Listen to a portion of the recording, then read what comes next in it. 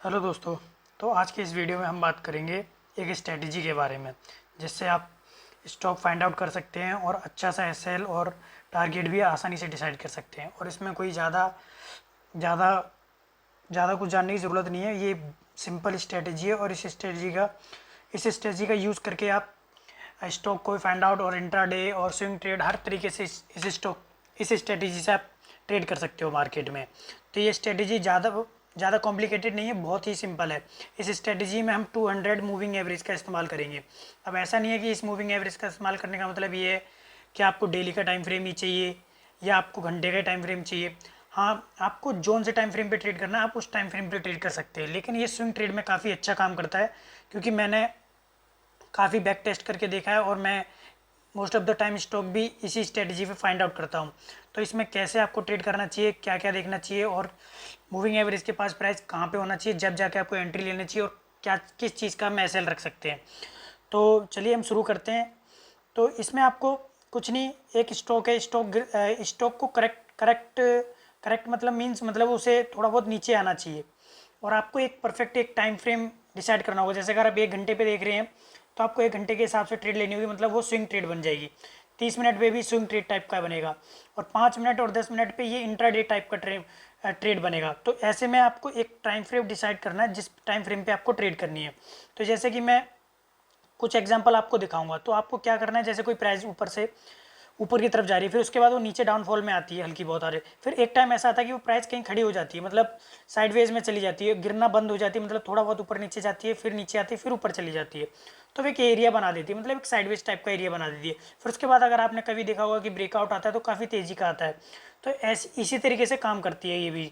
इसमें क्या होता है कि प्राइस नीचे से आ रही होती है, फिर एक जगह साइडवेज में जैसे यूं करके प्राइस आ रहा तो एक टाइम पे वो साइडवेज में आने लगेगी, थोड़ी थोड़ी करेक्ट होने लगेगी। करेक्ट मीन मतलब उसकी गिरावट में कम स्लो हो जाती है, वो अपनी गिरावट काफ़ी स्लो कर देती है। तो आपको उस जगह 200 मूविंग एवरेज को डाल के देखना है, आपको देखना होगा उस जगह की प्राइस उस मूविंग एवरेज के पास किस तरीके का बिहेवियर कर रही है। अगर वो एक एरिया बना देती है साइडवेज टाइप का, मान के चलिए जैसे ये मूविंग एवरेज है और ये आपका प्राइस था और प्राइस यहाँ पे आ गया, उसके बाद ये अगर इस मूविंग एवरेज के पास ही प्राइस मतलब एक रेंज बनाने के बाद उस मूविंग एवरेज के पास ही घूम रहा है और काफ़ी टाइम से घूम रहा है, मतलब अच्छा खासा टाइम हो गया हो और आप उस चीज़ को देख रहे हैं प्रॉपर कि हाँ ये काफ़ी टाइम हो गया इस मूविंग एवरेज के, मतलब मान के चलिए आपने घंटे का टाइम फ्रेम लगा रखा है और उस मूविंग एवरेज के पास से प्राइस कहीं नहीं जा रहा है, तो आपको एक सपोर्ट और रेजिस्टेंस फाइंड आउट करना है। और सपोर्ट रेजिस्टेंस फाइंड आउट करने के बाद आपको उस सपोर्ट या रेजिस्टेंस ब्रेक होने के बाद आपको उसमें एंट्री लेनी होगी और उसके जो नीचे मूविंग एवरेज के नीचे के एरिया को आप एसएल रखिए और उसे आप आराम से आगे की तरफ ट्रेड कर सकते हैं। तो मैं आपको ये काफ़ी रियल टाइम पे मैं दिखा सकता हूँ कई एग्जांपल। तो देखिए बिना टाइम वेस्ट करे तो मैं आपको एग्जांपल दिखाता हूँ। तो ये देखिए मैंने ये स्टॉक बताया था आपको, टाटा स्टील मैंने बताया था। तो ये देखिए टाटा स्टील मैंने अपने स्टॉक में बताया भी था, उसने देखिए काफ़ी दिन में काफ़ी टाइम कम टाइम में एक अच्छा रिजल्ट दिया। देखिए प्राइस ये नीचे से आया, कहीं मूविंग एवरेज के पास नहीं रुका है। मैंने ये डेली टाइम फ्रेम पे चार्टा था, उस हिसाब से आप अपने टाइम फ्रेम को डिसाइड करके आप उस हिसाब से भी स्टॉक फाइंड आउट कर सकते हैं। ये देखिए प्राइस यहाँ से करेक्ट होने लगा, करेक्ट होने के बाद ये 200 मूविंग एवरेज के पास भी आया, फिर उसने क्या करा उस मूविंग एवरेज के पास ही प्राइस घूमता रहा काफ़ी टाइम तक। फिर उसके बाद ने क्या करा, उसने एक रेंज बना दी, उस रेंज का देखिए उसने रेंज का ब्रेकआउट जब भी दिया और देखिए काफ़ी अच्छा स्टॉक ये निकालता जा रहा है। अगर आपको देख रहे होंगे तो ये इसने काफ़ी अच्छा ब्रेकआउट दिया और ये अभी हायर प्रोबेबिलिटी है कि ये स्टॉक यहाँ तक भी जाएगा, ये स्टॉक हाई प्रोबेबिलिटी है कि यहाँ तक जाएगा, मतलब 170 रुपये तक मिनिमम ये है। उसके बाद ये ऊपर भी जाएगा और भी ऊपर जा सकता है, बाकी वो मैं अपने स्टॉक की वीडियो में देखता हूँ, मैं आपको इसमें एग्जांपल दिखा रहा हूँ। ये देखिए इसी तरीके से हर स्टॉक में ये, ऐसा नहीं कि आपको डेली टाइम फ्रेम, आप मन चाहे उस टाइम फ्रेम को यूज़ करके इस तरीके से अगर प्राइस बिहेवियर हो रहा है स्टॉक में या इंडेक्स में तो आप आराम से इसे ट्रेड कर सकते हैं। ये हो गया हमारा एक एग्जांपल, मैंने ये आपको दिखाया था। और मैं आपको दिखा देता हूँ, एक स्टॉक और दिया था मैंने, वो भी मैंने इसी टाइप पे दिया था। ये देखिए मैं आपको अल्ट्राटेक का एग्जांपल दिखा देता हूँ। ये देखिए मैं आपको इसका छोटे टाइम फ्रेम पे एग्जांपल दिखा देता हूँ मैं, क्योंकि मैंने आज इस स्टॉक को देखा था उसी तरीके से मैंने इसे कम टाइम फ्रेम पे देखा था।